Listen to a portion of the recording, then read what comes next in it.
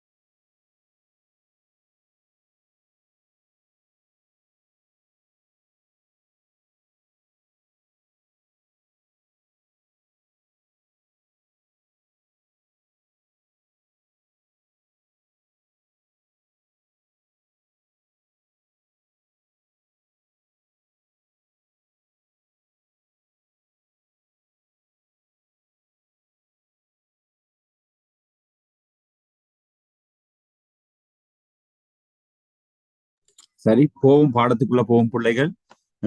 சரி, கவனிச்சு கொள்ளுங்க. இந்த முதலாவது பாடம் மிக முக்கியமான பாடம். உங்கள் டேம் எக்ஸாமுக்கோ அல்லது யூனிட் எக்ஸாமோ அதுக்கு இல்லாம நேரடியா ஓ லெவல் எக்ஸாமுக்கே இது முதலாவது பாடம், மிக முக்கியமான பாடம். தனுஷிகா, முதலாவது பாடத்துக்கு வந்தீங்களா எங்கட கிளாஸ்க்கு? இல்ல சார். சரி, ஓகே, பார்த்துக்கொள்ளுங்க. இது பெரிய கஷ்டம் ஒன்று இல்ல, லேசான பாடம் தான்.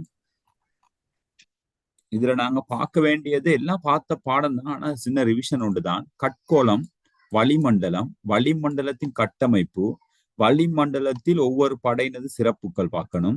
நீர்க்கோளம், புவியின் நீர் பரம்பல், நீரியல் வட்டம், உயிர்கோளம், உயிர்கோளத்தின் எல்லைகள், புவியின் அமைப்பு, புவி அமைப்பு படைகளின் விசேட பண்புகள், புவி தகடு. நான் போன கிளாஸ் புவி தகடு போன கிளாஸ் ஏதோ படிப்பிச்சேன்னு நினைக்கிறேன் என்ன.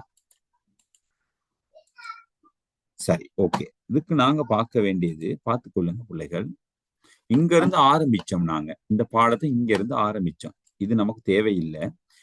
கட்டாயம் ஞாயிற்று தொகுதியில இருந்து சில வினாக்கள் வருமா இல்லையா?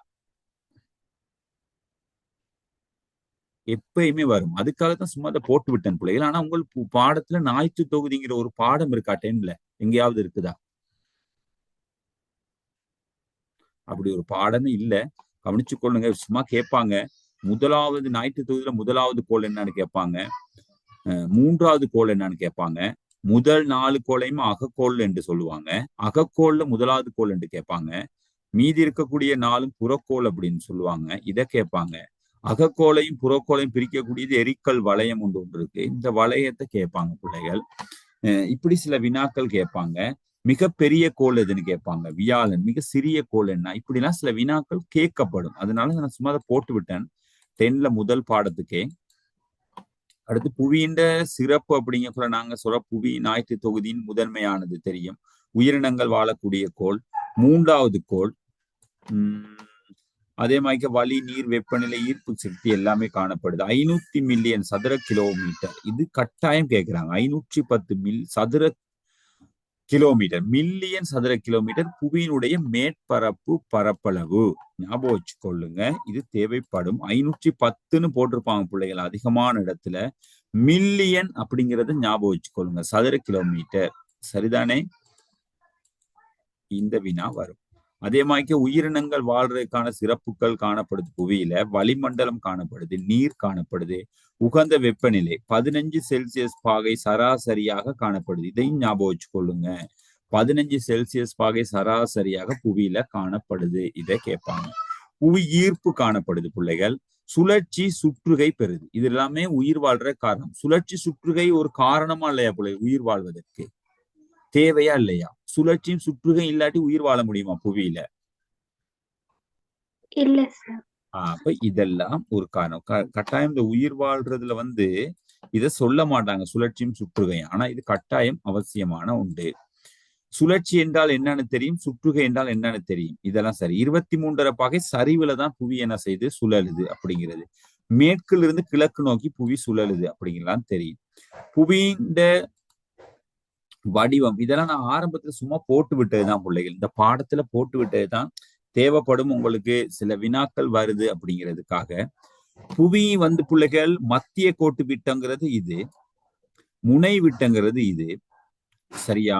அப்ப எப்பயுமே இந்த முனை விட்டம் நாங்கள் கொஞ்சமா தான் இருக்கு, குறைவா தான் இருக்கு. கொஞ்சம் மத்திய கோட்டு விட்டம் தான் கொஞ்சம் நீட்டமா இருக்கு. அப்ப தட்டையான புவி கோள வடிவம்.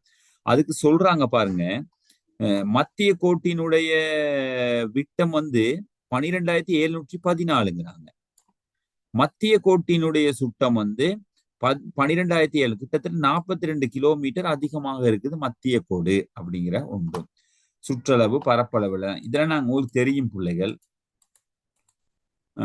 அதுக்கு பிறகுதான் நாங்க இந்த பாடத்துக்கு வரோம். கட்கோளம் அப்படிங்கிற ஒரு பாடத்துக்கு நாங்க வருவோம். உங்களுக்கு தெரியுமா இருக்கும். புவியினுடைய சேர்க்கை, உயிரினங்கள் வாழக்கூடிய கோள் இதெல்லாம் பார்த்துட்டோம் நாங்க. இப்பதான் பார்க்க போறோம் புவி தொகுதிகள். எத்தனை புவி தொகுதிகள் பிள்ளைகள்? 4. கட்கோளம், வளிக்கோளம், நீர்கோளம், உயிர்கோளம் அப்படின்னு 4 கோளங்களை கொண்டதுதான் புவியின் உப தொகுதிகளாகும். இதுல நீங்க வீணா குழம்பிடக்கூடாது. புவியினுடைய உட்பாகங்கள் எத்தனை? ஓடு, மூடி, மையம். அது 3. அது ஞாபகம் வச்சுக்கணும். புவியினுடைய உட்பாகம் என்றால் 3. புவியினுடைய தொகுதிகள், உப தொகுதிகள் என்றால் 4. சரிதானே? இப்படி ஞாபகம் வச்சுக்கொள்ள வேண்டும் பிள்ளைகள். இதுல நாங்க புவியினுடைய உப தொகுதிகள் அப்படின்னு சொல்லக்கூடிய கட்கோளம், வளிக்கோளம், நீர்கோளம், உயிர்கோளம் இது ஒன்றோடு ஒன்று தொடர்பு பட்டதா இல்லையா? தொடர்பு பட்டது. இப்ப கட்கோளம் இல்லைன்னா நீர்கோளம் இருக்காது. கட்கோளம் இல்லைன்னா வளி மண்டலம் ஒன்று இருக்காது. இதெல்லாம் இல்லைன்னு சொன்னா உயிர் நிலைத்து வாழ முடியாது. ஆகவே இது ஒவ்வொன்றோடு ஒவ்வொன்று தொடர்பு பட்டது. உப தொகுதிகளுடன் தொடர்பை கேட்டா சில நேரம் தொடர்பு கேட்கறதுக்கான வாய்ப்பு இருக்கு பிள்ளைகள். நீர்கோளத்தில் உள்ள நீர் ஆவியாக்கம் மூலம் வளிக்கோளத்தை அடையுது. பாருங்க, நீர்கோளம் எங்க இருக்கு? கட்கோளத்துல தானே பிள்ளைகள் நீர் காணப்படுது. இது ஆவியாக்கமாகி எங்க போகுது? வளிக்கோளத்துக்கு சென்றடையுது. அப்ப கட்கோளத்தில் இருக்கக்கூடிய நீர் வளி. அப்ப கட்கோளத்துக்கும் வளிக்கோளத்துக்கும் தொடர்பு இருக்கா இல்லையா? இருக்கு சார். மீண்டும் அந்த நீர் படி வீழ்ச்சியாக புவி திரும்பியும் என்ன செய்யுது? கட்கோளத்துக்கு மழையாக திரும்ப சேருதா இல்லையா? சேருது. கட்கோளத்திலேயே நீர்கோளம் காணப்படும். கட்கோளத்தில் தான் நீர்கோளம் காணப்படுது. திரும்ப நீர், வளி மற்றும் மண் ஒன்று சேர்வதால் உயிர்கோளம் நிலைக்கு. அப்ப நீரும் வளியும் மண்ணும் இதெல்லாம் ஒன்றாக இணைவதனாலதான் உயிர் கோலத்துல உயிர் சூழல் ஒன்று உருவாகுது. சரியா? Okay sir. ஓகே.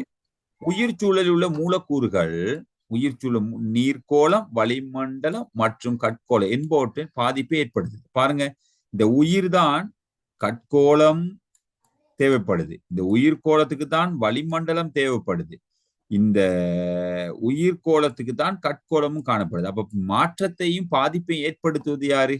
உயிர்கோளம். எதுல மாற்றத்தை ஏற்படுத்துது? நீர்கோளத்திலையும் வளிமண்டலத்திலையும் கட்கோளத்திலையும். ஓகேவா? Okay sir. அப்ப இந்த மாதிரியான விடயங்கள் இந்த இடத்துல இருக்குது பிள்ளைகள். நீங்க கொஞ்சம் ஞாபகம் வச்சுக்கொள்ளலாம். பாருங்க, ஒன்றோடு ஒன்று தொடர்பு பட்டதாகத்தான் காணப்படுது. இந்த கட்கோளம், வளிக்கோளம், நீர்க்கோளம் இது மூன்றும் இருந்தால் உயிர்கோளம் நிலைத்திருக்கும் அப்படிங்கிறத மூன்றுக்கும் தொடர்பு பட்டதாக காணப்படுது உயிர்கோளம் அப்படின்னு ஒரு படம் மூலம் வரைந்து காட்டப்பட்டிருக்கு. இப்ப நாங்க கட்கோளம் அப்படிங்கிற ஒன்றை ரொம்ப தொடர்புபடுத்தி பார்க்கறதை விட நாங்க பிரசன்டேஷன் அழகா இருக்குது. கட்கோளம் பார்த்துக்கொள்ளுங்க, ஞாபகம் வச்சுக்கொள்ளுங்க, மனப்பாடம் பண்ணி வச்சுக்கொள்ளுங்க. நாங்க பாஸ் பேப்பர்ல இதெல்லாம் வினாவா செய்திருக்கோம். கட்கோளம் கண்டமும் சமுத்திரமும் அமைய பெற்றிருக்கு. கட்கோளத்துலதான் யார் யார் அமைய பெற்றிருக்கா?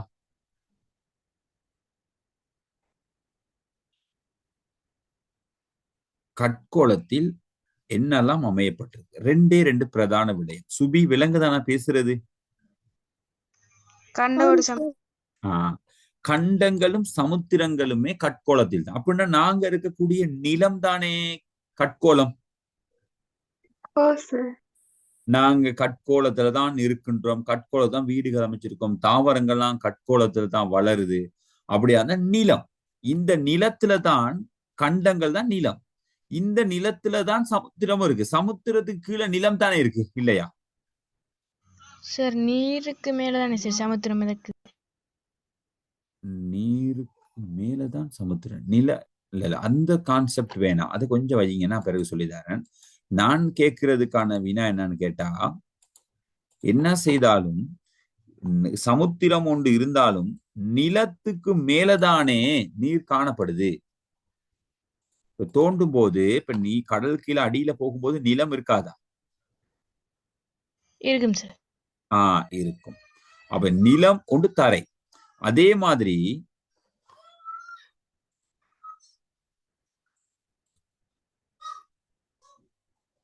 இதுக்கு மேலையும் நிலம் இருக்கு. இதைத்தான் நாங்க கண்டம் என்று சொல்றோம். இத கீழே உள்ளதுதான் நாங்க என்ன செய்யறோம்? சமுத்திரம் என்று சொல்றோம். அப்ப எல்லாமே இருக்கிறது எதுல? நிலத்துக்கு மேலதான். அப்ப அதைத்தான் நாங்க கட்கோளம் என்று சொல்றோம். அப்ப கட்கோளத்துல ரெண்டு விடயம் இருக்கு, கண்டங்களும் இருக்கு, சமுத்திரம் இருக்கு. ஓகேவா? Okay sir. ஓகே. அதுல தான் இந்த கட்கோளத்தை அவங்க என்ன சொல்றாங்கன்னு கேட்டா, எது வரைக்கும் இருக்கு அப்படின்னு ஒரு எல்லைப்படுத்துறாங்க. எப்படின்னு கேட்டா, புவியோட்டுல இருந்து கீழே போக கூட மூடிய ஃபுல்லா கவர் பண்ணுதா கட்கோளம்? மூடி ரெண்டு வகைப்படும், மேல் மூடி கீழ் மூடி. மேல் மூடி கீழ் மூடி. இந்த பாருங்க, கட்கோளத்தின் கட்டமைப்பு, கட்கோளத்துலதான் சமுத்திர ஓடும் இருக்குது, கண்ட ஓடும் இருக்குது. சமுத்திரமும் கண்டமும் புவியோட்டுல. அதுக்கு கீழே பாருங்க, இந்த மேல் மூடி வரைக்கும் போகுது. இதுதான் மேல் மூடி. இந்த மேல் மூடி கீழ் மூடின்னு சொல்றது, இதுல இந்த மேல் மூடி வரைக்கும் இருக்கு. அப்ப கட்கோளம் புவியோட்டுல ஆரம்பிச்சு எங்க வரைக்கும் போகுது?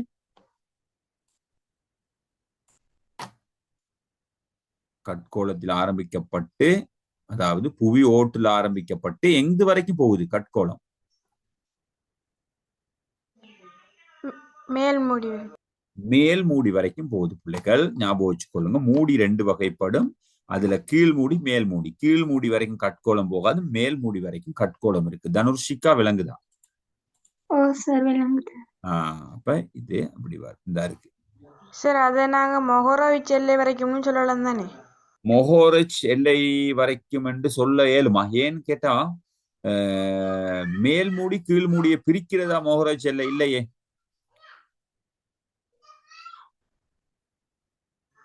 புவியோட்டையும் மேல் மூடி. புவியோட்டையும் மேல் மூடியை பிரிக்கிறது. அங்க நீங்க அப்படி சொல்ல இயலாது. ஏன் சொல்ல இயலாதுன்னு கேட்டா, மொஹோரோச் எல்லைங்கிறது புவியோடுல இருந்து மேல மூடி அந்த இடத்துக்கு தான். மேல் மூடிங்கிறது அந்த மொஹோரோச் எல்லை கீழே வரைக்கும் போகுதே. விலங்கலையா என்ன சொல்றேன்? Okay sir. புவியோடோட மூடிக்கும் வரைக்கும், மூடிக்கு கீழே மேல் மூடி வரைக்கும் போகுது. மேல் மூடி வரைக்கும் மொஹோரோச் எல்லை இல்லை. நீங்க அப்படி குழப்பிக்க வேணாம். புவியோட்டுல இருந்து மேல் மூடி வரைக்கும் கட்கோளம் பறந்து காணப்படுது அப்படிங்கிறத மட்டும் நீங்க ஞாபகம் வச்சுக்கொள்ளுங்க போதும். ரொம்ப யோசிக்கல. அது எவ்வளவு தடிப்பம் அப்படின்னு கேட்டா, புவியோடு 100 கிலோமீட்டர். இந்த மேல் மூடி வரைக்கும் போறது எத்தனை கிலோமீட்டர் வரைக்கும் இருக்குது கட்கோளம்? 100 கிலோமீட்டர். அப்ப நிலத்தை நாங்க தோண்டும் போது 100 கிலோமீட்டர் வரைக்கும் காணப்படுமாக இருந்தால் அதை நாங்க என்னன்னு சொல்லுவோம்? கட்கோளம் என்று சொல்லுவோம். ஓகேவா? மனித செயற்பாடுகள் அதிகம் இடம்பெறுவது கட்கோளத்துலதான். மனிதன் தனது தேவைகளை நிறைவு செய்வதற்கு கட்கோளத்தில் உயிருள்ள உயிரற்ற வளங்களை பயன்படுத்துறான். எல்லா வளங்களையுமே மனிதன் என்ன செய்யறான்னு கேட்டா பயன்படுத்துறான். சரியா? எல்லாம் இதை என்ன செய்யறான்? மனிதன் சிறப்பாகவே பயன்படுத்தி கொண்டு வாரான். ஓகேவா?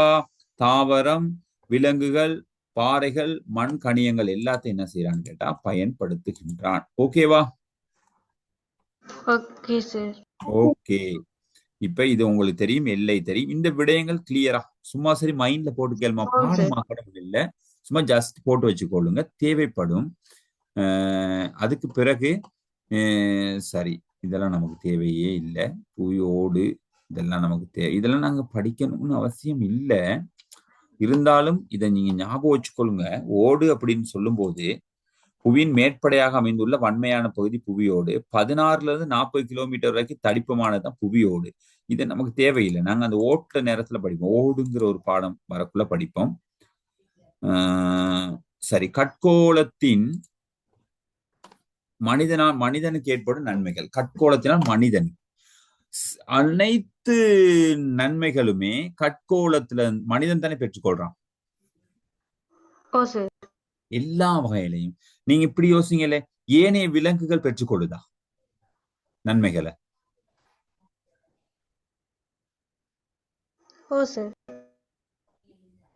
சும்மா சொல்லுங்க பாப்போம். அப்படின்னா ஏனைய விலங்குகள் அவங்களுக்கு வாழிடம், உணவாக அதையும் மனிதன் தன் இசைவாக்கப்படுத்தி கொண்டானா இல்லையா கட்கோளத்துல? இப்ப நீங்க விலங்கு வளர்ப்புன்னு ஒன்று வந்தோம்னா எல்லாத்தையும் வளர்க்குறான். எதுக்காக? கட்கோளத்தை அவனுக்காக தானே. அப்ப கட்கோளத்துல வளர்றது எல்லாமே மனிதனுக்காகன்னு வந்துட்டதா இல்லையா? அப்ப கட்கோளத்துல இருக்க எல்லாமே மனிதன் என்ன செய்யறான்? பயன்படுத்துறான். சரியா? உயிர் உள்ள உயிரற்ற வளங்கள் நாங்க ஏற்கனவே பார்த்துட்டோம். இந்த இடத்துல பார்த்தோம் மனிதனுக்கு கிடைக்கிற நன்மைன்னு பார்க்கக்குள்ள கட்கோளத்துல பாருங்க, தாவர விலங்குகள், பாறைகள், மண், கனியங்கள் சக்கரத்தையும் மனிதன் பெற்றுக்கொள்றான். அதுவே ஒரு பெரிய நன்மைதான். கட்கோளம் மனிதனுக்கு படைக்கப்பட்ட மாதிரியே அமையப்பட்டிருக்கு. சரியா? படைக்கப்பட்டிருக்கான். அடுத்து பொருளாதார நடவடிக்கைகளை, வாழ்விடத்தை அமைச்சு கொள்றான். பொருளாதார நடவடிக்கைகளை பாருங்க, விலங்கு வளர்ப்பு, விவசாயம், கனியங்கள், வதிவிடங்கள் அமைக்கிறான். கட்கோளத்தில் உயிருள்ள உயிரற்ற வளங்கள் எல்லாம் மனிதன் பயன்படுத்தி கொள்றான். கட்கோளத்திற்கு ஏற்படும் பாதிப்பு, இந்த பாதிப்பையும் எந்த அளவுக்கு எல்லா வளங்களையும் மனிதன் பெற்றுக்கொள்ற மாதிரி மறுபக்கம் அனைத்து தீமைகளையும் கட்கோளத்துக்கு யாரு செய்யறான்? மனிதன் தான் செய்யறான். சரியா? அப்ப மானிட அம்சங்கள் கேட்பாங்க சில நேரம். கட்கோளத்தில் பாதிப்பு ஏற்படுத்தக்கூடிய மானிட அம்சங்கள் விளக்குகன்னு கேட்பாங்க.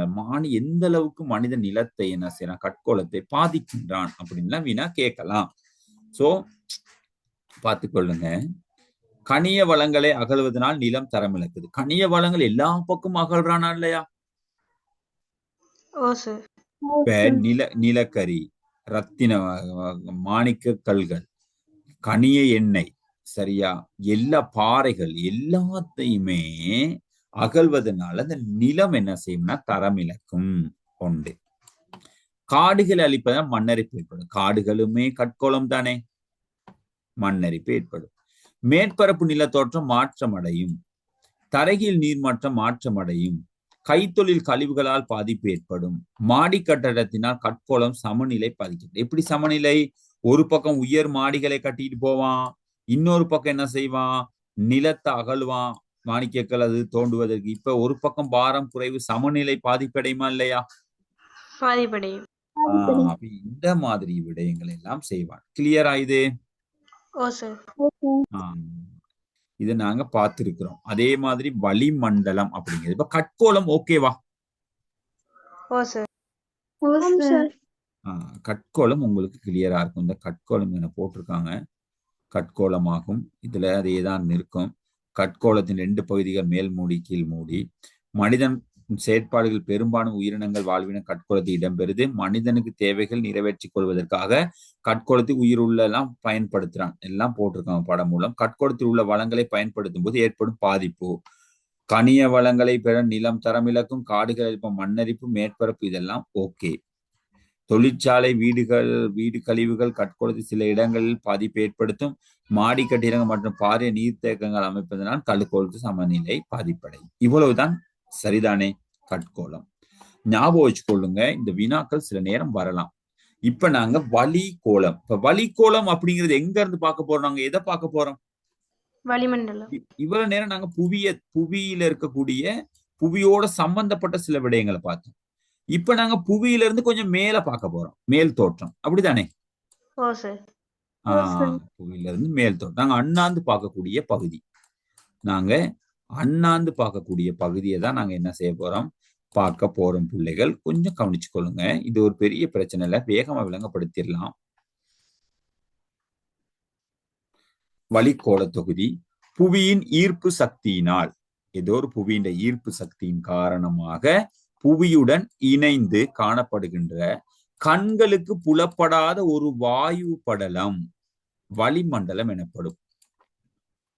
பல வாயுக்கள் இருக்கனாலதான் வாயு படலம் என்று சொல்றாங்க. ஓகேவா? Okay sir. எந்த வாயுவும் கண்ணுக்கு புலப்படாது, ஆனா புவியில இருக்குது. இருக்குதா இல்லையா? இருக்கு சார். புவியை விட்டு நீங்காது. ஏன் நீங்காது? அது ஒரு ஈர்ப்பு சக்தி. ஈர்ப்புனால தன்னை கவர்ந்து கொண்டு இருக்குது. அப்படித்தானே? ஓம் சார். அப்ப இதுதான் வாயுக்களின் கலவையினால் புவியை சூழ காணப்படும் ஒரு படை வளிமண்டலம் ஆகும். உயிர்கள் வாழ்வதற்கு தேவையான ஆக்சிஜனும் ஒளித்தொகுப்புக்கு தேவையான கார்பன் டை ஆக்சைடையும் வழங்குது. ஒளித்தொகுப்புங்கிறது தாவரங்கள் சுவாசிக்கிறதுக்கு, உயிர்கள் வாழ்வதுங்கிறது மனிதன் தொட்டு அனைத்து உயிர்கள். ஓகேவா? Okay sir.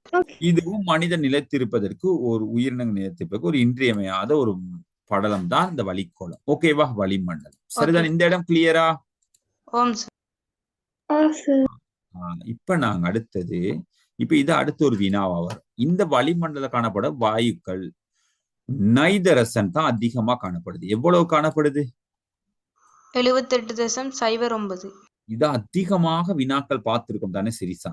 எல்லா இடத்துலையும் பார்த்திருக்கோம். அதிகமா காணப்படக்கூடிய வாயுக்கள் வினா வந்து கொண்டே இருக்கு. 2வதாக இருக்கக்கூடியது ஆக்சிஜன். ஏன் ஆக்சிஜன் அதிகமா இருக்குன்னா, உயிரினங்கள் தானே அதிகமா வாழுது புவியில. அதனால 29.95. சரியா? ஏன் இங்க அந்த கார்பன் டை ஆக்சைடு குறைஞ்சது, இந்த இடத்துக்கு வந்தது? காரணம் என்ன? காடுகள், தாவரங்கள் குறைஞ்சு போனது காரணம். ஓகேவா? Okay sir. அதனால 0.03 இருக்கின்றது. இது 3 ஞாபகம் வச்சுக்கொண்டா போதும். ஆகன் கூட கேட்கவே மாட்டாங்க. நைதரசன், ஆக்சிஜன், இந்த கார்பன் டை ஆக்சைடு ஞாபகம் வச்சுக்கொள்ளுங்க. இது கீழே உள்ளதெல்லாம் பெருசா கேட்க மாட்டாங்க. இந்த சார்ட்ல வரும். சரிதானே? கிளியரா? Clear sir. இதை நாங்க பார்த்தும் இருக்கிறோம், சில வினாக்கள்ல பார்த்தும் இருக்கிறோம்.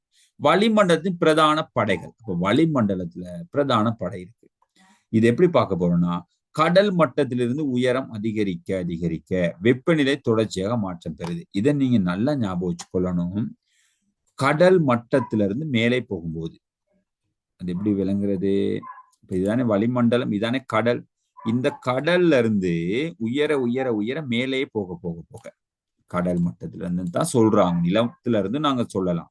மேலே செல்ல இப்படி இந்த கடல்ல இருந்து புவியில இருந்து மேலே செல்ல இப்ப நாங்க யோசிப்போமே, கடல் பகுதியில இருந்து நம்ம என்ன செய்யறோம், விமானத்திலேயே இல்லாட்டி பெரசூட்லயே இப்படி மேல போறோம் போகக்குள்ள உங்களுக்கு இங்கன இருந்த காலநிலை கிளைமேட் குளிரோ வெப்பமோ இதுதான் மேலே போக போக போக ஒரே மாதிரி தான் இருக்குமா? இல்ல சார். இல்ல சார். தனுஷிகா அப்படி இருக்குமா? இல்ல சார். அப்ப நிலத்தில இருந்து நாங்க போகும்போது மேல உயர உயர உயர மாற்றங்கள் ஏற்படலாம் இல்லையா? சில இடத்துல வெப்பம் இருக்கலாம், சில இடத்துல வெப்பம் குறைஞ்சிருக்கலாம், சில இடத்துல பனியா இருக்கலாம், சில இடத்துல குளிரா இருக்கலாம். இப்படி எல்லாம் கிளைமேட்டை சந்திப்போமா இல்லையா மேல போக போக போக? சந்திப்போம் சார். கண்டிப்பா சார். ஆஹ் இந்த சந்திக்கிற நிகழ்வை வைத்து கொண்டுதான் இந்த வளிக்கோளம் 4ஆக பிரிக்கப்பட்டிருக்கு. விளங்குதா? ஓம் சார். வெப்பநிலை மாற்றத்தை வைத்துதான் வளிக்கோளம் 4ஆக பிரிக்கப்பட்டிருக்கு. ஒரே இடத்துல ஒரே மாதிரி இல்லாதனால தான், மாறி மாறி வரனால தான் இந்த வளிக்கோளத்தை 4ஆ பிரிச்சு 4 பகுதியாக சொல்லிடுவோம் அப்படின்னு அவங்க என்ன செய்யறாங்கன்னா சொல்றாங்க. சரியா? அதுலதான் அவங்க என்ன செய்யறாங்க, கடல் மட்டத்தின் உயரம் அதிகரிக்க வெப்பநிலை தொடர்ச்சியாக மாற்றம் பெறுது, ஒரு மாற்றத்தில் எதிர்நோக்குது. கடல் மட்டத்திலிருந்து உயரம் செல்லும் போது வளிமண்டல அமுக்கம் தொடர்ச்சியாக வீழ்ச்சி அடையுது. வளிமண்டலத்தில் அமுக்கம் தொடர்ச்சியாக வீழ்ச்சி அடையுது, குறைஞ்சு கொண்டே போகுது. இத வெப்பநிலை வேறுபாட்டின் அடி, இதுக்குதான் வெப்பநிலை வேறுபாடுன்னு சொல்றாங்க. அடிப்படையாக கொண்டு 4ஆக பிரிக்கிறேன். இப்ப வளிமண்டலம் 4 படைகளாக பிரிப்பதற்கு காரணம் என்ன? வெப்பநிலை. அழகா சொன்ன. கடல் மட்டத்திலிருந்து மேலே உயர போக போக போக போக வெப்பநிலையில வேறுபாடு காணப்படுது. அந்த வேறுபாட்டின் அடிப்படையில வளிமண்டலம் 4 படையாக பிரிக்கப்பட்டிருக்கு. ஓகேவா? Okay sir. ஓகே. அப்ப அப்படி அதுல முதலாவது மாறன் மண்டலம், 2வது படை மண்டலம், 3வது இடைமண்டலம், 4வது வெப்ப மண்டலம் அப்படின்னு பிரிக்கப்பட்டிருக்குது. இப்ப இதை நாங்க பார்ப்போம், அழகா பார்த்து கொண்டு போவோம். இது தேவையான ஒரு பகுதி பிள்ளைகள் உங்களுக்கு. முதலாவது மாறன். நாங்க எந்த மண்டலத்துல இருக்கோம்? மாறன் மண்டலம். மாறன் மண்டலம். இப்ப நாங்க சுவாசிக்கிறோம், போய் கொண்டிருக்கோம், இதெல்லாம் எங்க நிகழுது? மாறன் மண்டலம்.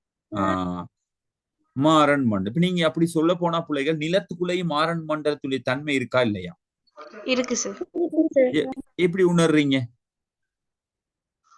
அதுக்குள்ளேயும் ஆக்சிஜன் வாயு எல்லாம் இருக்கிறனால. மண்ணுக்குள்ளேயும் உயிரினங்கள் வாழுதா இல்லையா? வாழுது சார். அதே மாதிரி கடல் உள்ள மாறன் மண்டலம் இருக்கா இல்லையா? இருக்கு சார். அப்ப மாறன் மண்டலம் இருக்கு. நல்லா பார்த்துக்கொள்ளணும் பிள்ளைகள். நிலத்துக்குள்ள ஒரு மரத்தினுடைய வேர் எது வரைக்கும் ஊடுருந்து செல்லுதோ அது வரைக்கும் இருக்கு. விளங்குதா? Okay sir. அதே மாதிரி ஒரு பூச்சி இனமோ ஒரு பறவை இனமோ மேல எது வரைக்கும் தன் பறந்து உச்சத்தை தொடுதோ அது வரைக்கும் என்ன இருக்குது? மாறன் மண்டலம். மாறன் மண்டலம் இருக்குது. ஓகே தானே? Okay sir. இப்ப பாருங்க, இது புவிக்கு மிக அண்மையில் உள்ள வளிமண்டல படையாகும். புவி மேற்பரப்புடன் நெருங்கிய தொடர்பை கொண்டது. இதை நாங்க பாடமாக்கணும் அவசியம் இல்லை. புவியின் மேற்பரப்புல இருந்து பிள்ளைகள் 8ல இருந்து 12, இது 16 பிள்ளை 12 வரைக்கும். ஓகேவா? Okay sir. 8ல இருந்து 12 கிலோமீட்டர் வரை பறந்து காணப்படுது. இங்க இருந்து இப்ப 8 கிலோ 12 கிலோமீட்டர் வரைக்கும் ஃபுல்லா எல்லா இடத்துலயும் இருக்குது. சரியா? மத்திய கோட்டுக்கு அண்மையில கொஞ்சம் 16 வரைக்கும் போகும். ஏன்னு கேட்டா அங்கனக்குள்ள வெப்பநிலை கொஞ்சம் மத்திய கோட்டுல படுறதுனால பிள்ளைகள் ஆவியாக்கம் எல்லாம் கொஞ்சம் அதிகனால 16 கிலோமீட்டர் வரைக்கும் போகுதாம். இந்த பனிக்கட்டி பகுதியில 8 கிலோமீட்டர் வரைக்கும் தான் போகுமா. அங்க கொஞ்சம் ஆக்சிஜன் குறையும். என்னன்னா பனிக்கட்டிகள் காணப்படணும். அந்த சேஞ்சை கேட்க மாட்டாங்க பிள்ளைகள்.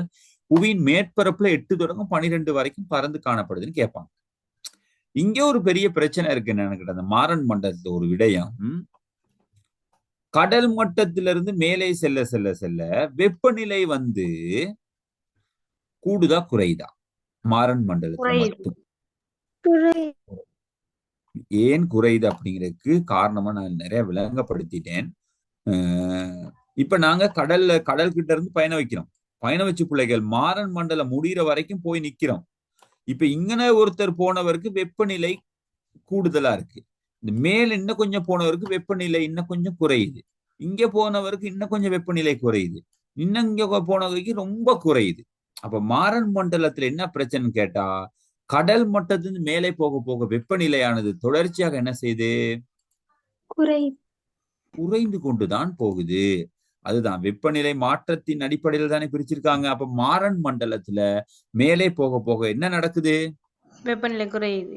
வெப்பநிலை குறையுது. இந்த இருக்கு மாறன் மண்டலத்திலிருந்து இது வரைக்கும் மாறன் மண்டலமா இருந்தா அது வரைக்கும் போகும் வரைக்கும் வெப்பநிலை குறையுது. அப்ப இங்க கடல் கிட்ட அதிகமா இருக்குது, அப்படித்தானே? வெப்பம் மாறன் மண்டலம் முடிகிற இடத்துக்கிட்ட வெப்பநிலை குறைஞ்சிருச்சு, நல்லா குறையுது. அதுக்கான எவிடன்ஸா சொல்றதா இருந்தா இலங்கையில நுவரெலியா மாவட்டம் வெப்பம் அதிகமா குளிரா? குளிர். இப்ப கடல் மட்டத்திலிருந்து ரொம்ப உயரம் தானே நுவரெலியா? அப்ப நம்ம யோசிப்போம், நுவரெலியா வெப்பநிலை, கொழும்பு வெப்பநிலை கூட, யாழ்ப்பாண வெப்பநிலை அதிகம், அனுராதபுரம் வெப்பநிலை அதிகம், ஆனா நுவரெலியா மாவட்டம் வெப்பநிலை குறைவு. குறைவு. அப்ப அது கடல் மட்டத்திலிருந்து ரொம்ப தூரம் உயரத்துல இருக்குது, அப்படித்தானே? அதே மாதிரி இந்தியா காணப்படக்கூடிய இமயமலை இருக்கு தானே, இந்த இமயமலையில காணப்படக்கூடிய எவரெஸ்ட் இருக்கு தெரியுமா? எவரெஸ்ட் பனிக்கட்டியால் ஆனது, அப்படித்தானே? அப்ப ஏன் இங்க பனிக்கட்டி வந்திருக்குன்னு கேட்டா, இது மாறன் மண்டலத்துல காணப்படுது. கடல் மட்டத்திலிருந்து மேலே செல்ல வெப்பநிலை குறைஞ்சி -டிகிரிக்கு போயிட்டது. அதனால இங்க வெப்பநிலை குறைவு. ஓகேவா? அதுக்கான காரணம் இப்படி நீங்க ஒரு டவுட் வந்தா யோசிச்சுக்கோங்க. சூரியன் பக்கத்துல தானே சார் இவங்க எல்லாம் இருக்காங்க, ஏன் சார் இங்க வெப்பநிலை குறையுது அப்படிங்கிற டவுட் ஏற்கனவே கிளியர் பண்ணிருக்கானா? இவ சூரியன் பக்கத்துல வந்தா சார் முதலாவது இங்கன தானே சார் சந்திக்கும் சூரியன். அப்ப ஏன் சார் இந்த இடத்துல எல்லாம் வெப்பநிலை குறைவு மாறன் மண்டலத்துல அப்படின்னா ஏன் அப்படி சிரிசான்? இந்த படைமண்டலத்துல இருக்கிற ஓசோன் படைகள் எல்லாம் சூரிய கதிர்களை தடுக்கும். தனுஷிகாவுக்கு தெரியுமா? சுபிக்கு தெரியுமா? சொல்லுங்க. ரில்வானுக்கு தெரியுமா? அதுதான் சார் ரீசன். அது ரீசன். இப்ப நான் ஒரு ரீசன் சொல்றேன்னு பாருங்க. மாறன் மண்டலத்தை தானே காலநிலை எல்லாமே நிகழுது. மழை வீழ்ச்சி, பனிமூட்டம், ஈரப்பதன் எல்லாமே எங்க நிகழுது? மாறன் மண்டலத்துல. மழை ஒன்று பெய்தாருன்னா எங்க இருந்து வருது? மாறன் மண்டலத்தை தானே பிள்ளைங்க முகில் எல்லாம் உருவாக்குது. முகில் எல்லாமே இப்ப சூரியன் ஒருத்தர் நேரடியா புவிக்கு வரும்போது யார சந்திப்பாரு? முகில்களை சந்திப்பாரு. முகில்களை சூரியன் சந்திச்சதோட அது என்னவாயிரும்? நீர்த்தன்மை ஆயிருமா இல்லையா? முகில் மேல சூரியன் பட்டதோட தான் அது நீராக மாறும், தெரியும் தானே? நீர் துளியெல்லாம் மாறும். இப்ப சூரியன் வந்தவரு நிலத்தை முதலாவது சந்திச்சாரா, மேல இருக்கக்கூடிய முகில சந்திச்சாரா? இப்ப நீங்க ஃப்ரிட்ஜ திறந்தீங்கன்னா ஃப்ரிட்ஜ்ல இருந்து வரக்கூடிய அந்த குளிர் முதலாம் முகத்தை படுமா இல்லையா? அந்த மாதிரி படும். சரியா? அந்த மாதிரி. அதனாலதான் பிள்ளைகள் மாறன் மண்டலத்துல மேலே செல்ல செல்ல செல்ல குளிரை சந்திக்குமா மாறன் மண்டலம், வெப்பத்தை சந்திக்குமா? குளிரை தான் சந்திக்கும். அதனாலதான் இந்த மாறன் மண்டலத்துக்கு ஒரு ஸ்பெஷல் இருக்கு. கடல் மட்டத்திலிருந்து மேலே செல்ல செல்ல செல்ல வெப்பநிலை குறையுது. ஓகேவா? சந்திக்கிறனால குறைகின்றது. அதை ஞாபகம் வச்சுக்கொள்ளுங்க. எவ்வளவு குறையுது அப்படின்னு அவங்க சொல்றாங்கன்னு கேட்டா நல்லா ஞாபகம் வச்சுக்கோங்க. கடல் மட்டத்தில இருந்து இதானே கடல் மேலே செல்ல செல்ல 1000 மீட்டர் செல்லுமாக இருந்தால் 6.4 செல்சியஸ் பாகை வெப்பநிலை குறையுதான். விளங்குதா? இப்ப நீங்க யோசிச்சு பாருங்க, இமயமலைங்கிறது 8000 மீட்டர் உயரம், எவ்வளவு வெப்பநிலை குறையும்?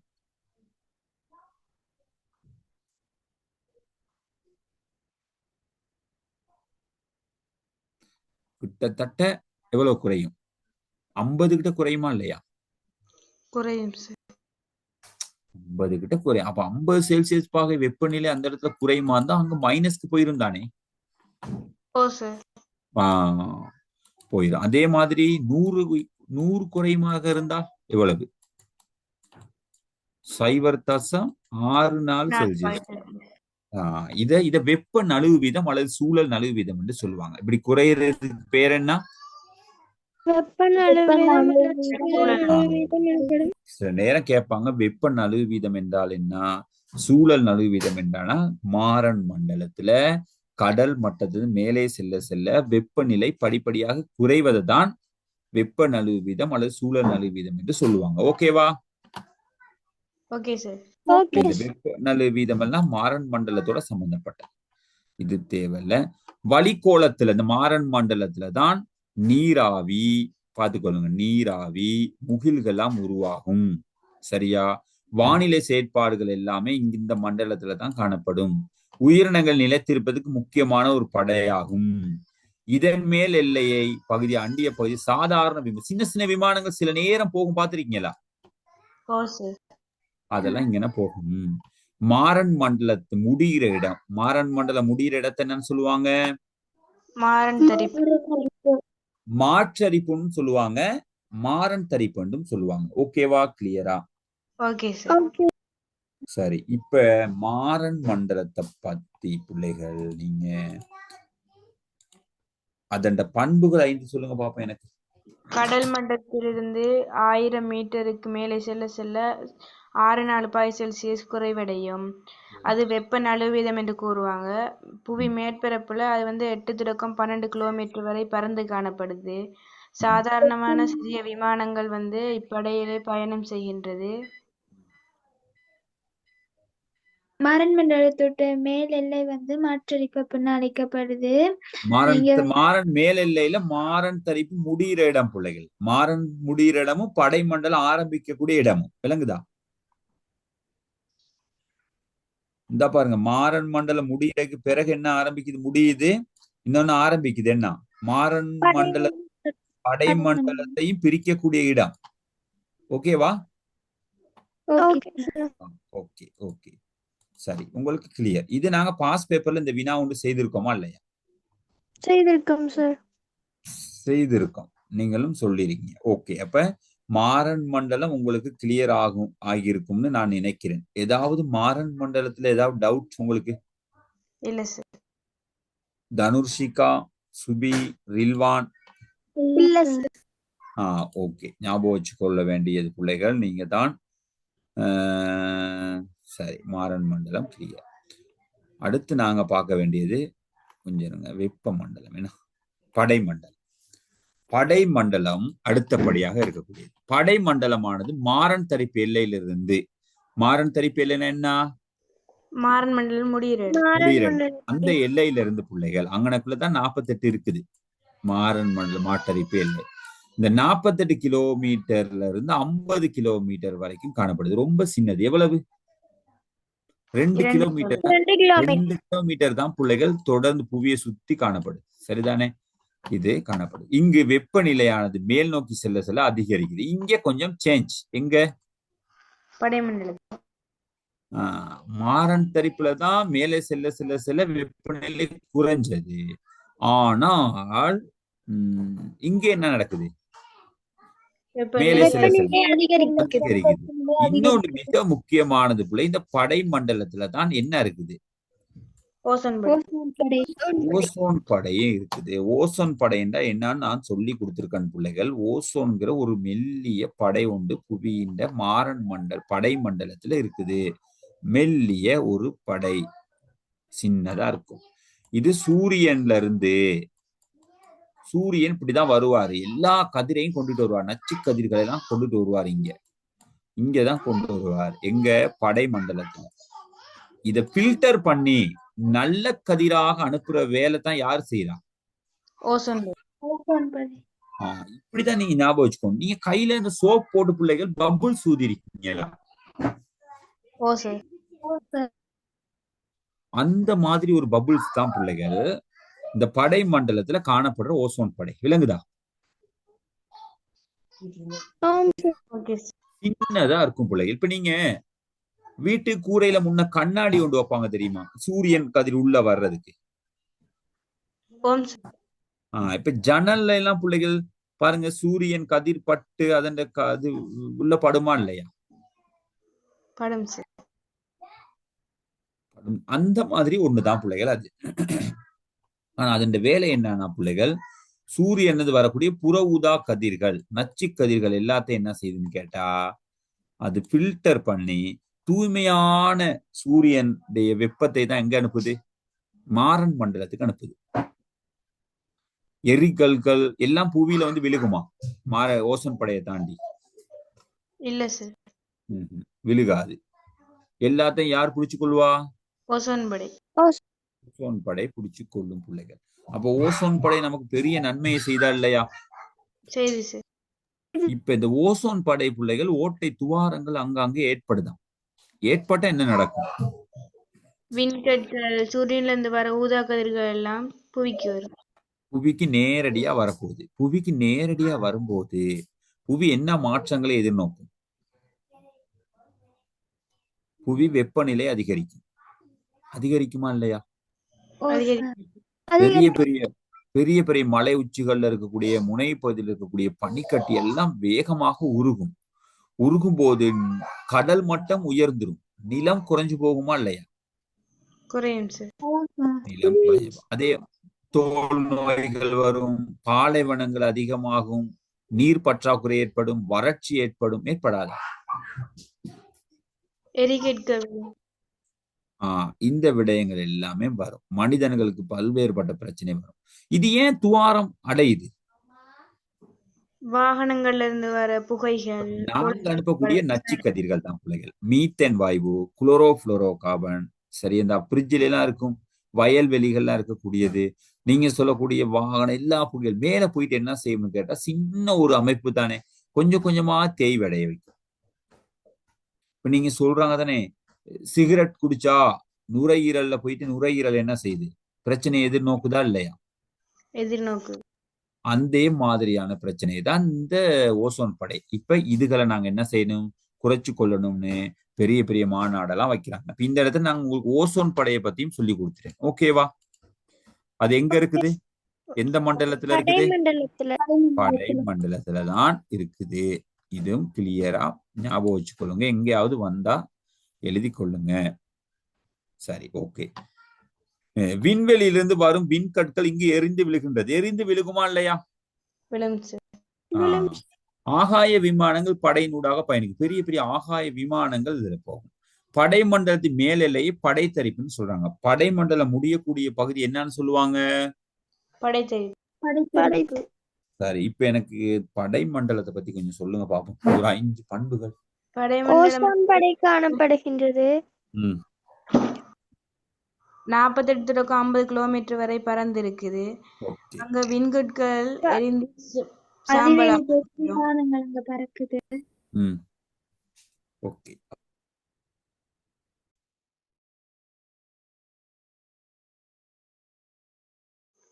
அங்க வெப்பநிலை வந்து மேலே செல்ல செல்ல அதிகரித்து செல்லும்.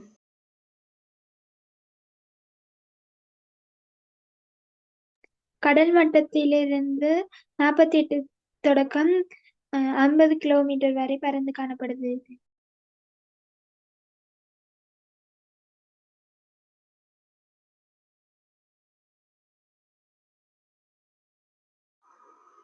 படைமண்டலத்தில் முடிகிற இடம் வந்து படைத்தரிப்பு என்று கூறப்படுகிறது.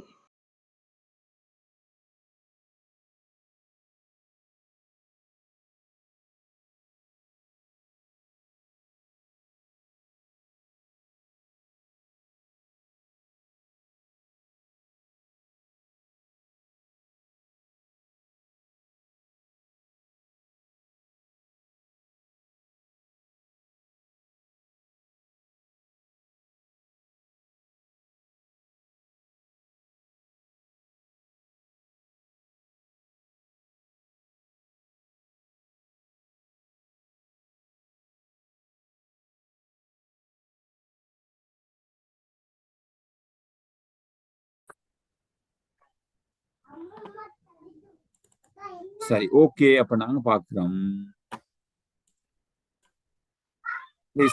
ஷேர் ஆயிருக்குதா? ஓகே. பாருங்க, மேலே செல்ல செல்ல படிப்படியாக வெப்பநிலை அதிகரிக்குது. ஓசோன் படை இங்க காணப்படுது.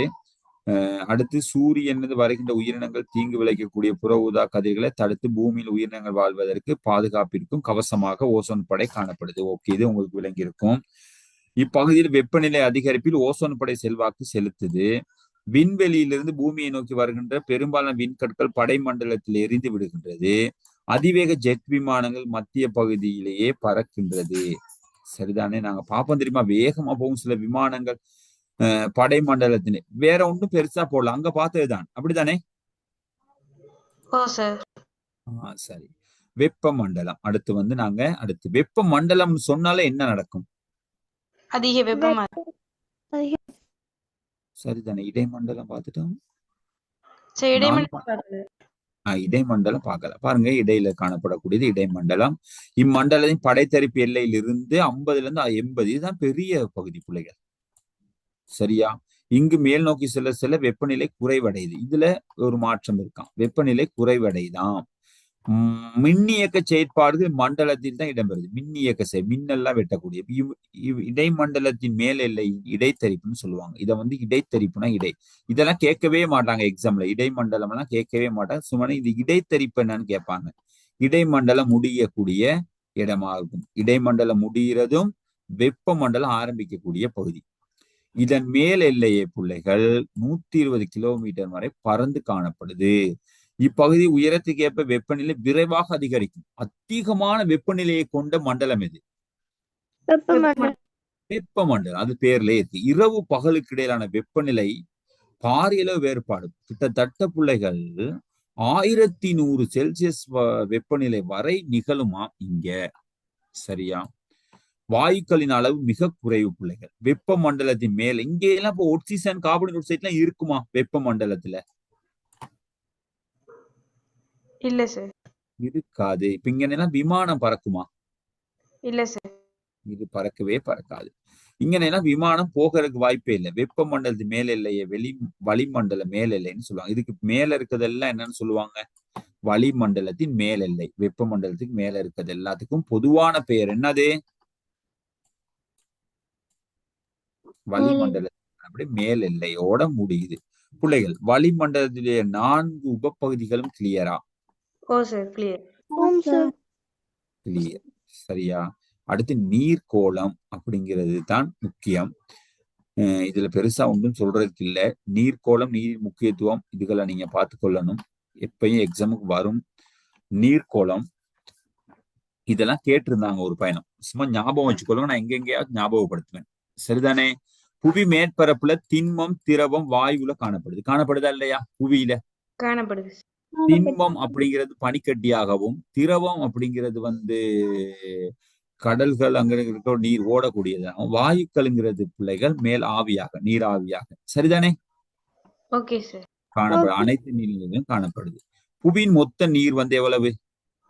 71%. எப்படி சொல்லுவாங்கன்னா பிள்ளைகள் 361 மில்லியன் சதுர கிலோமீட்டர் பரப்புல காணப்படுதா? எவ்வளவு பரப்புல காணப்படுதா? நீளம் 361 மில்லியன் காணப்படும். இந்த நீரின் அளவு என்னத்துல சொல்லுவாங்க? கியூபிக் கிலோமீட்டர்ல சொல்லுவாங்க. சரியா? Cubic kilometre. அதாவது 1386 மில்லியன் கியூபிக் கிலோமீட்டர். ஓகேவா? Okay sir. 1386 million cubic kilometre என காணப்படும். அனைத்து உயிர் தொகுதிகளிலும் வளர்ச்சிக்கு நீர் இன்றியமையாதது, மிக முக்கியம். மனிதனுக்கு மறைமுகமாகவோ நேரடியாகவோ நீர் பெரிய வளமாக பயன்படுத்தப்படுது. சரிதானே? இந்த அளவு திட்டங்களை மட்டும் கொஞ்சம் ஞாபகம் வச்சுக்கொள்ளுங்க. இந்த அட்டவணை உங்களுக்கு பார்த்திருப்பீங்க பிள்ளைகள். இது லேசான அட்டவணை. இப்படிதான் சமுத்திரங்கள்ல உவர் நீர் எல்லாமே 97.5. மீதி நன்னீர் எவ்வளவு இருக்குது?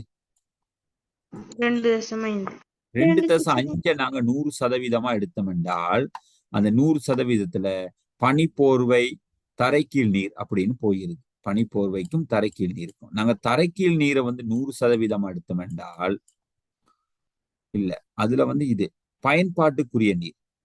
அதை நாங்க 1% எடுத்தோம்னு கேட்டா அதுல ஏரி நீர், மண்ணீர், ஆற்று நீர், உயிர்வாழ் அங்கிகள் அப்படிலாம் வளிமண்டலத்துக்கு போகுது. நாங்க பயன்படுத்துவதற்கு சுமார் எத்தனை சதவீதமான நீர் இருக்குது? 1% 1% தான் காணப்படுது அப்படின்னு சொல்றாங்க பிள்ளைகள். அவ்வளவு நீர் காணப்பட்டாலும் 71% நீர் காணப்பட்டாலும் நீர் காணப்படுது. இதுல நீங்க பாருங்க, சமுத்திரம், மலைவீழ்ச்சி, உள்நாட்டு ஏரிகள், தரைக்கீழ் பனிக்கட்டி ஊற்றுகள், இதன் மூலம் நாங்க என்ன செய்யலாம்? நீரை பெற்றுக்கொள்றோம். அப்படிங்கிறது எங்கெங்க பெற்றுக்கொள்ளலாம்? நீர் பெறப்படும் மூலகங்கள் அப்படின்னு சொன்னா பிள்ளைகள், வளிமண்டல நீர், ஆவியாக்கம், ஆவி உயிர்ப்பு. ஆவியாக்கம், ஆவி உயிர்ப்பு தெரியும் தானே? தனுஷிக்கு ஆவியாக்கம் என்றால் என்ன, ஆவி உயிர்ப்பு என்றால் என்னன்னு தெரியும் தானே? தெரியும். ஓகே. மூலம் வளிமண்டலத்தில் சேர நீர், வளிமண்டல நீராக போற நீர். சமுத்திர நீர், உலகின் சமுத்திரங்கள்ல, கடல்ல காணப்படக்கூடிய நீர். மேற்பரப்பு நீர், ஆர், கால்வாய், ஏரி, பனிப்பிரதேசங்கள்ல. மண்ணீர், மண்ணால் உறிஞ்சப்படும் நீர். தரையில் நீர், தரையில இருக்கக்கூடிய ஊற்றுக்கு இதுகள்ல இருக்கக்கூடிய நீராக. இப்படிதான் நீர் பெறக்கூடிய மூலகம் இங்கெல்லாம் பெற்றுக்கொள்ளலாம்.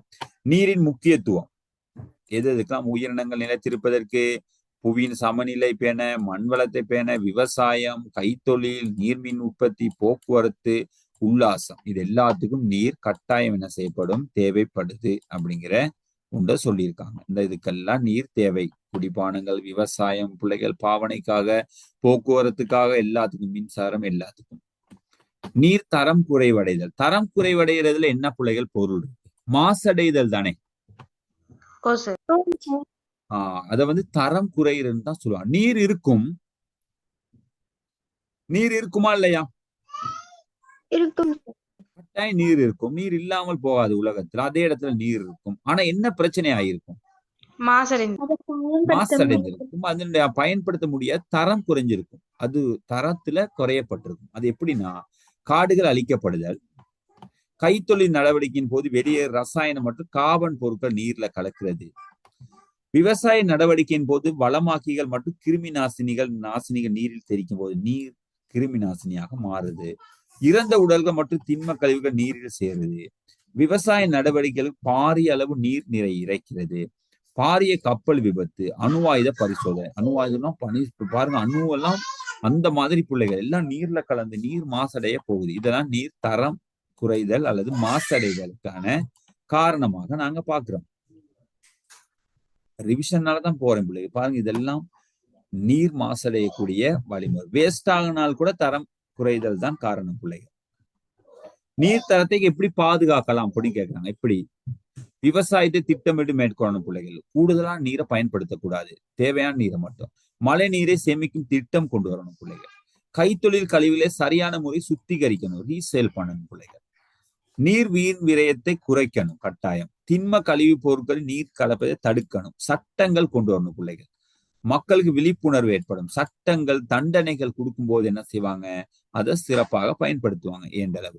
சர்வதேசத்தில் முன்னெடுக்கிற குடிநீர் திண்மம், ரம்சா உடன்படிக்கை, உலக நாடுகள் சொல்லக்கூடிய இந்த திட்டங்கள் என்ன செய்யணும்னு கேட்டா கொண்டு வரணும். பாடங்கள்ல, பாட புத்தகத்துகள்ல என்ன செய்யணும்? விழிப்புணர்வை ஏற்படுத்துறதுக்கான பாடத்திட்டங்கள் கொண்டு வரணும். இப்படிலாம் கொண்டு வந்தா நீர் தரத்தை என்ன செய்யலாம்? பயன்படுது. இப்ப ஸ்கூல்ல எல்லாம் ஒரு டெப்ல எல்லாம் எழுதியிருப்பாங்க, என்ன? என்னை மூடியமைக்கு நன்றி. அது என்ன காரணம் பிள்ளைகள்? டெப் கிட்ட எழுதியிருப்பாங்க, நீர் வேஸ்டா போகாம இருக்கிறதுக்கு. என்னை மூடியமைக்கு நன்றி. அப்ப எப்படி நாங்க பயன்படுத்தினா அதை மூட நினைப்போமா இல்லையா? போறேன். இன்னொரு இடத்துல எழுதிப்பாங்க, என்னை சிக்கனமாக பயன்படுத்துங்க அப்படின்னு போட்டிருப்பாங்க ஒரு இடத்துல. இப்போ நீர் பேசுற மாதிரி. அப்ப அந்த மாதிரியான விழிப்புணர்வுகளை கொண்டு வரும்போது நீரை பாதுகாக்கலாம். இந்த பாருங்க, சிக்கனமான முறையில மழை நீர் சேமிக்கிறது, இந்த மாதிரியான வேலை திட்டங்களை கொண்டு வரும்போது விழிப்புணர்வை ஏற்படுத்துறது, இதெல்லாம் நீரின் தரத்தை பாதுகாக்கலாம். சரி, நீரியல் வட்டத்தை நான் அடுத்த கிளாஸ்ல பாப்போமா?